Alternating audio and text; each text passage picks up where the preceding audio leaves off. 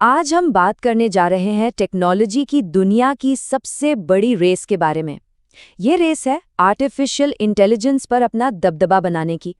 देखिए, ये सिर्फ टेक्नोलॉजी की बात नहीं है, ये आने वाले कल की इकोनॉमी और पावर को शेक देने की लड़ाई है। तो चलिए इसे समझते हैं। चलिए शुरुआत एक ऐसे आंकड़े से करते हैं जो शायद चौंका दे। 72%। जी हाँ, 2025 तक दुनिया भर के लगभग 3/4 बिजनेस एआई को अपना चुके हैं। इससे अंदाजा लगता है कि ये दौड़ कितनी जरूरी और कितने बड़े लेवल पर चल रही है। तो अब सवाल ये उठता है कि भाई, जब एआई हमारी दुनिया को इस तरह बदल रहा है, तो इस बदलाव की कमान असल में किसके हाथ में है? आज के इस विश्लेषण में हम इसी सवाल का जवाब ढूंढने की कोशिश करेंगे। इस दौड़ में दो नाम सबसे आगे सुनाई देते हैं, अमेरिका और चीन। ये दोनों देश इस फील्ड के सबसे बड़े खिलाड़ी बनकर उभरे हैं, इसमें कोई शक नहीं है। मजे की बात यह है कि दोनों देशों का रास्ता एक दूसरे से बिल्कुल अलग है। एक तरफ अमेरिका है, जहां प्राइवेट सेक्टर और इनोवेशन इस रेस को लीड कर रहे हैं।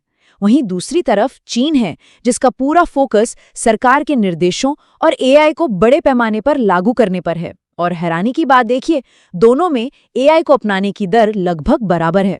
अमेरिका की असली ताकत है उसका इनोवेशन का इकोसिस्टम। गूगल, माइक्रोसॉफ्ट और ओपन एआई जैसी कंपनियां लगातार कुछ नया कर रही हैं। दुनिया के सबसे ज्यादा एआई रिसर्चर्स यहीं पर हैं और प्राइवेट इन्वेस्टमेंट इस आग को और हवा दे रहा है। वहीं दूसरी तरफ चीन की असली ताकत एआई को जमीनी हकीकत में बदलने में है। वो मैन्युफैक्चरिंग, ऑटोमेशन और कंप्यूटर विजन जैसी टेक्नोलॉजी में माहिर होते जा रहे हैं।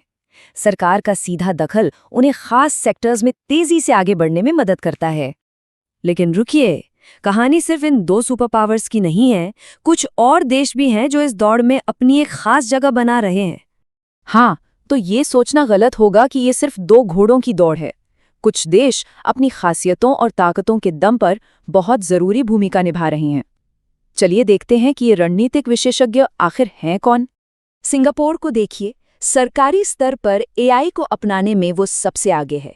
यूनाइटेड किंगडम यूरोप को लीड कर रहा है, खासकर एआई सेफ्टी के मामले में। भारत एआई टैलेंट और स्किल्स में बहुत तेजी से आगे बढ़ रहा है, और जर्मनी की पकड़ इंडस्ट्रियल एआई में मजबूत बनी हुई है। तो सवाल यह है कि हम ये कैसे मापते हैं कि इस दौड़ में कौन आगे है, कौन पीछे? मतलब लीडरशिप को आंकने के पैमाने क्या हैं? अब हम उन मेन फैक्टर्स पर नजर डालेंगे जिनसे किसी भी देश की एआई पावर का पता चलता है। आप इसे इस दौड़ का स्कोर कार्ड भी समझ सकते हैं। सबसे पहली और शायद सबसे जरूरी चीज है कंप्यूट पावर। सीधे साधे शब्दों में कहें तो ये वो रॉ प्रोसेसिंग पावर है जो बड़े बड़े एआई मॉडल्स को बनाने और चलाने के लिए चाहिए। असल में यही एआई की दुनिया का इंजन है। और इस मामले में एक बहुत बड़ा आंकड़ा सामने आता है। संयुक्त राज्य अमेरिका अकेले ही दुनिया की आधी यानी 50% एआई कंप्यूट पावर को कंट्रोल करता है। ये वाकई में एक बहुत बड़ी बढ़त है। हालांकि कंप्यूट पावर की कहानी में और भी किरदार हैं। यूएई और सऊदी अरब जैसे देश भी इस फील्ड में भारी भरकम निवेश कर रहे हैं और अपनी क्षमता बहुत तेजी से बढ़ा रहे हैं। एक और जरूरी पैमाना है एआई क्लस्टर। ये वो इलाके हैं जहां एआई कंपनियां, टैलेंट और रिसर्च एक साथ आकर एक मजबूत इकोसिस्टम बनाते हैं। यहीं से इनोवेशन को असली बढ़ावा मिलता है। और इस मामले में चीन सबसे आगे हैं। चीन में दुनिया के सबसे ज्यादा 230 एआई क्लस्टर हैं। ये आंकड़ा उसके विशाल और मजबूत इकोसिस्टम को साफ साफ दिखाता है।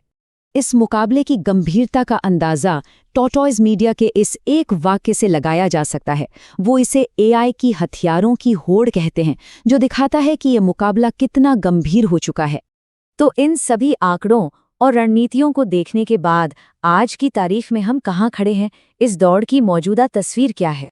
तो कुल मिलाकर तस्वीर कुछ ऐसी बनती है।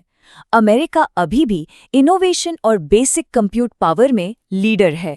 चीन एप्लीकेशन और इकोसिस्टम के साइज के मामले में बेजोड़ है, और सिंगापुर, यूके और भारत जैसे देश ये साबित कर रहे हैं कि इस दौड़ में जीतने का सिर्फ एक ही रास्ता नहीं है। लेकिन एक बात साफ है, ये दौड़ अभी खत्म नहीं हुई है। टेक्नोलॉजी हर दिन बदल रही है, नए खिलाड़ी मैदान में आ रहे हैं। ये देखना वाकई दिलचस्प होगा कि भविष्य में एआई का ग्लोबल मैप कैसा दिखता है। सोचने वाली बात यह है कि क्या मौजूदा लीडर्स अपनी बढ़त बनाए रखेंगे या हमें कोई नया चैंपियन देखने को मिलेगा।